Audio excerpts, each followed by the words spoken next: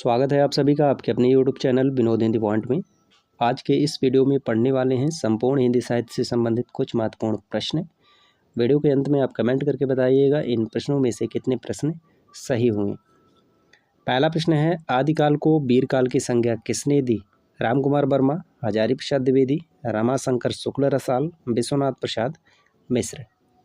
आदिकाल और रीतकाल के नामकरण से संबंधित प्रश्न पूछे ही जाते हैं, तो इन सभी को आप अच्छे से याद कर लीजिए। बताइए, आदिकाल को वीरकाल की संज्ञा किसने दी?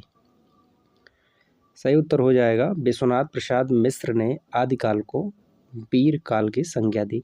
अगर वीरगाथा काल होता तो आचार्य रामचंद्र शुक्ल होता। राम कुमार वर्मा ने संधि काल या चारण काल कहा है। चारण काल जॉर्ज ग्रेसन ने भी कहा है। हजारी प्रसाद द्विवेदी ने आदिकाल को आदिकाल कहा है। रमाशंकर शुक्ल रसाल ने आदिकाल को कला काल के नाम से अभिहित किया है। निम्न में से कौन सा रासो काव्य आल्यखंड नाम से भी प्रचलित है? हमीर रासो, पृथ्वीराज रासो, बीसल देव रासो, परमाल रासो। आल्यखंड के नाम से कौन जाना जाता है? परमाल रासो आल्यखंड के नाम से जाना जाता है। यह जगनिक की रचना है और इसमें आल्हा और ऊदल की वीरता का वर्णन किया गया है। हमीर रासो यह सारंगधर की रचना है। पृथ्वीराज रासो चंद्रप्रदायी की है। बीसल देव रासो नरपति नाल्हे की रचना है। हिंदी की कितनी उपभाषाएं हैं? 2, 4, 5, 8। अपभ्रंश, उपभाषाएं, बोलियां, इन सभी को आप पढ़ लीजिए। तो बताइए हिंदी की कितनी उपभाषाएं हैं? सही उत्तर हो जाएगा 5। पश्चिमी हिंदी, पूर्वी हिंदी, राजस्थानी हिंदी, पहाड़ी हिंदी और बिहारी हिंदी, ये 5 उपभाषाएं हैं। 5 उपभाषाओं के अंतर्गत कुल 17 बोलियां आती हैं। कहीं कहीं आपको 18 भी मिलेगा। जैसे पहाड़ी हिंदी के अंतर्गत 2 बोली, पश्चिमी पहाड़ी, मध्यवर्ती पहाड़ी, कुमाऊनी, गढ़वाली, अगर नेपाली को भी जोड़ दिया जाए तो कुल 18 बोलियां हो जाएंगी। पश्चिमी हिंदी उपभाषा के अंतर्गत कितनी बोलियां आती हैं? 3, 4, 5, 10। पश्चिमी हिंदी उपभाषा के अंतर्गत कितनी बोलियां आती हैं? तो इसका सही उत्तर हो जाएगा 5। 5 बोली कौन कौन सी हैं? महत्वपूर्ण है। खड़ी बोली जिसे कौरवी के नाम से जाना जाता है, ब्रजभाषा, हरियाणवी, बुंदेली और कन्नौजी, ये 5 बोलियां जो है पश्चिमी हिंदी के अंतर्गत आती हैं। और पश्चिमी हिंदी पूछा जाता है, पश्चिमी हिंदी की उत्पत्ति किस अपभ्रंश से हुई है? कई बार ये प्रश्न पूछा गया है। तो सौरसेनी से हुई है। सौरसेनी से जो है पश्चिमी हिंदी की उत्पत्ति हुई है। और ये राजस्थानी की उत्पत्ति हुई है, पहाड़ी की उत्पत्ति हुई है। इन 3 जो है उपभाषाओं की उत्पत्ति सौरसेनी अपभ्रंश से हुई है। पूर्वी हिंदी अर्धमागधी के अंतर्गत आती है और बिहारी हिंदी जो है मागधी के अंतर्गत आती है। अगला प्रश्न, मिश्र बंधुओं द्वारा विरचित मिश्र बंधु विनोद कितने भागों में विभाजित है? 2, 4, 5, 3। मिश्र बंधुओं द्वारा विरचित मिश्र बंधु विनोद कितने भागों में विभाजित है? तो इसका सही उत्तर हो जाएगा 4।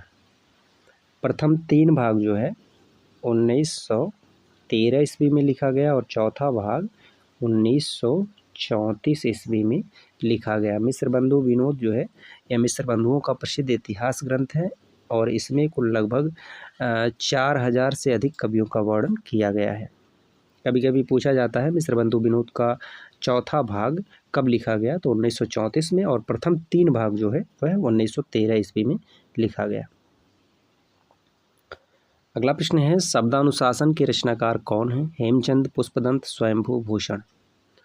शब्दानुशासन, तो इसका सही उत्तर हो जाएगा हेमचंद। अच्छा, एक प्रश्न आपके लिए, आप बताइएगा पुष्पदंत को हिंदी का प्रथम कवि किसने माना है और स्वयंभू को हिंदी का प्रथम कवि किसने माना है? जय मयंक जस चंद्रिका के रचनाकार कौन है? भट्ट, केदार, विद्यापति, मधुकर, कवि, केशव दास। जय मयंक जस चंद्रिका, तो इसका सही उत्तर हो जाएगा मधुकर कवि। जय मयंक जस चंद्रिका के रचनाकार हैं मधुकर कवि। अगला प्रश्न, पूर्वी हिंदी का उद्भव किस अपभ्रंश से माना जाता है? अर्धमागधी, मागधी, पैशाची, ब्राह्मण। इस प्रश्न को अभी पढ़ा गया है।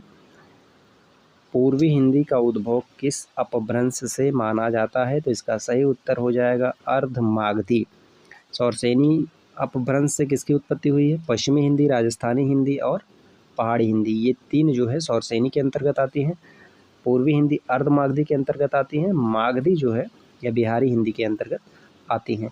अर्धमागधी के अंतर्गत कितनी बोलियां आती हैं? 3। देखिए, अवधी, बघेली और छत्तीसगढ़ी, ये 3 बोली जो है अर्धमागधी के अंतर्गत आती हैं। और पश्चिमी हिंदी के अंतर्गत 5 बोलियां आती हैं। राजस्थानी के अंतर्गत 4 बोली आती हैं। ठीक है, और राजस्थानी के अंतर्गत जो चारों बोलियां आती हैं उसे याद करने की ट्रिक है, मामा मेवा लेकर जयपुर गए। इस तरह से आप याद कर सकते हैं। अगला प्रश्न है, आदिकाल को आदिकाल नाम किसने दिया? महावीर प्रसाद द्विवेदी, आचार्य रामचंद्र शुक्ल, हजारी प्रसाद द्विवेदी, रामकुमार वर्मा।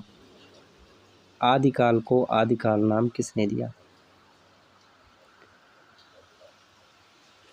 हजारी प्रसाद द्विवेदी। यहाँ देखिए लिखने में गलती हो गई, हजारी प्रसाद द्विवेदी ने आदिकाल को आदिकाल नाम दिया है। महावीर प्रसाद द्विवेदी ने बीजोपन काल कहा है। आचार्य रामचंद्र शुक्ल ने वीरगाथा काल कहा है। रामकुमार वर्मा ने संधि काल या चारण काल कहा है। ये थे संपूर्ण हिंदी साहित्य से संबंधित कुछ महत्वपूर्ण प्रश्न। आशा करते हैं इन प्रश्नों में से आपके सभी प्रश्न सही होंगे। वीडियो से संबंधित आपका कोई सुझाव हो तो आप कमेंट करके ज़रूर बताएं। मिलते हैं अगले वीडियो में कुछ नए प्रश्नों के साथ। तब तक के लिए नमस्कार।